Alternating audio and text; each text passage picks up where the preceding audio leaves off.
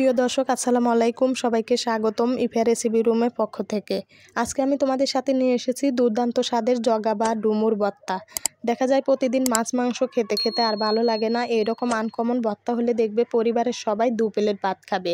বিশেষ করে যাদের মুখে রুচি নাই, আমি 100% গ্যারান্টি দিয়ে বলতে পারি এই ভর্তা খেলে ইনশাল্লাহ তাদের মুখে রুচি ফিরে আসবে।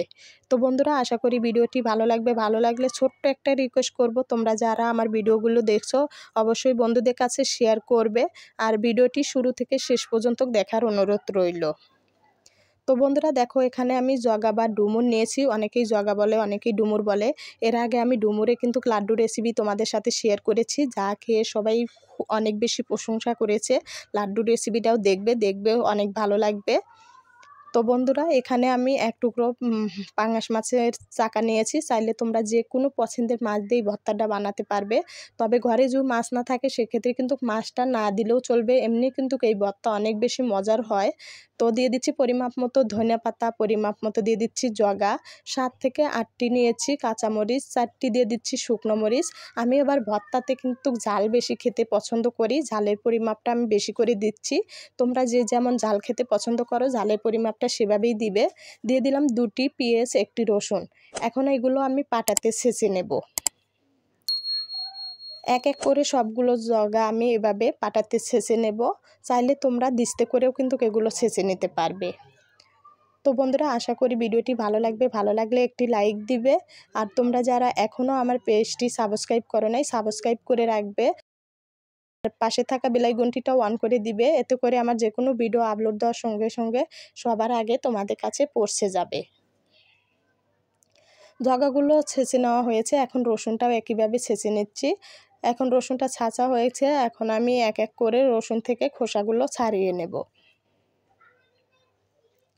সবগুলো খোসা ছাড়ানো হয়েছে রসুন থেকে, এখন পেঁয়াজটাও ছেঁচে নিচ্ছি। এগুলো কিন্তু ছেঁচেই দিতে হবে, এতে করে ভর্তার টেস্টটা ভালো লাগবে।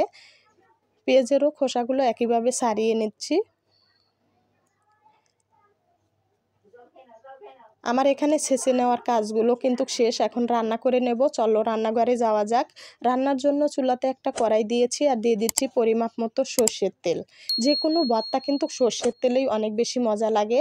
তবে ঘরে যদি হাতের নাগালে সর্ষের তেল না থাকে সেক্ষেত্রে কিন্তু রান্না করা সয়াবিন তেল দিয়েও ভর্তাটা করতে পারবে।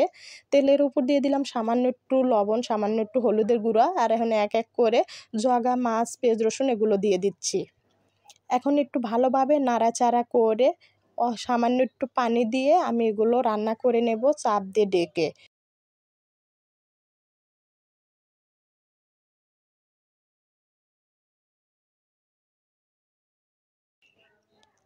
চাপ দিয়ে ডেকে আমি রান্না করে নিয়েছি, পানি একদমই শুকিয়ে গেছে। এখন একটু ভালোভাবে নাড়াচাড়া করে ভাজা ভাজা করে নেব, যাতে করে এতে পানি না থাকে। পানি থাকলে কিন্তু ভর্তাটা খেতে ভালো লাগবে না, এইভাবে ভাজা ভাজা করে নিতে হবে। আমার এগুলো ভাজা ভাজা করা হয়ে গেছে, এখন আমি শুকনো মরিচগুলো তেলে ভেজে নেব। সামান্য একটু সর্ষের তেল দিয়ে দিচ্ছি। তেল দিয়ে কিন্তু শুকনো মরিচ ভাজলে খুব দ্রুত তাড়াতাড়ি মচমচা হয়ে যায়। তো আমার এগুলো মচমচা হয়ে গেছে, একদমই মচমচা করে কিন্তু ভেজে নিতে হবে। এখন আমি এগুলো পাটাতে বেটে নেব, তবে মাছটা কিন্তু পাটাতে বেটে নেব না। মাছটা কিভাবে ভর্তার সাথে অ্যাড করলে বেশি মজা হবে সেটাই শেয়ার করব। তো তাই বলছি ভিডিওটি না টেনে পুরো ভিডিও দেখতে থাকো। কাঁচামরিচটা একটু পরে বেটে নিচ্ছি। আমি আবার জানো কাঁচা মরিচ ধরতে পারি না, মরিচ ধরলে আমার আবার হাত অনেক জ্বালা পোড়া করে। মরিচটা একটু পরে বেটে নিচ্ছি। এগুলো বাটা হয়ে গেছে, এখন আমি কাঁচামরিচটার সাথে বেটে নিচ্ছি।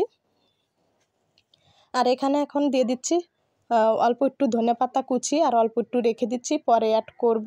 ধনেপাতা কুচিটাও সাথে বেটে নিচ্ছি, এতে করে ভর্তার টেস্টটা অনেক ভালো লাগবে। এগুলো বেটে একদমই কিন্তু ফিনিশিং করে নিতে হবে। এগুলো বেটে একদমই ফিনিশিং করা হয়ে গেছে। এখন আমার বাটাবাটির কাজ কিন্তু ঝামেলাটা শেষ। এখন মাছটা কিভাবে হাতে মেখে ভর্তার সাথে অ্যাড করলে ভালো লাগবে সেটাই দেখাবো।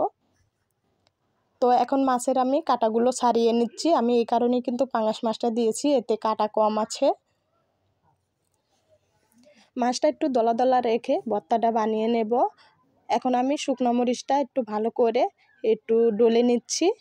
সামান্য একটু লবণ দিয়ে দিচ্ছি। এর আগেও কিন্তু আমি লবণ দিয়েছি, তার জন্য এখন লবণটা অল্প করে দিচ্ছি। শুকনো মরিচটা ডলা হয়ে গেছে। এখানে আমি একটা পেঁয়াজ তেলে ভেজে নিয়েছি, সেটাও সাথে মেখে নিচ্ছি। তোমরা যারা কাঁচা পেঁয়াজ খেতে পছন্দ করো সেক্ষেত্রে কিন্তু একটি পেঁয়াজ কুচি করেও দিতে পারো, এতে করে ভর্তার টেস্টটা অনেক ভালো লাগবে। এখন আমি ধনেপাতা, মাছ, মরিচ, পেঁয়াজ যে পেস্তা এগুলো একসাথে ভালো করে একটু আলটুভাবে মেখে নিলাম। মাছটা কিন্তু দলা দলা রয়েছে, পর্যায়ে ভর্তার সাথে এভাবে মেখে নিলে ভর্তাটা খেতে অনেক ভালো লাগবে। সামান্য একটু দিয়ে দিচ্ছি সর্ষের তেল, এতে করে ভর্তাটা আরও বেশি ভালো লাগবে। তবে এখানে চাইলে তোমরা কালো জিরাও দিতে পারো, কালো জিরাটা বেটে দিলে অনেক ভর্তাটা ভালো লাগবে। তো আমি কালো জিরাটা দিচ্ছি না, আমার ঘরে বর্তমানে কালো জিরাটা নেই। তো বন্ধুরা আজ এই পর্যন্ত, সবাই অনেক ভালো থাকবে। হয়ে গেল কিন্তু দুর্দান্ত স্বাদের জগা বা ডুমুর ভর্তা। আল্লাহ হাফেজ।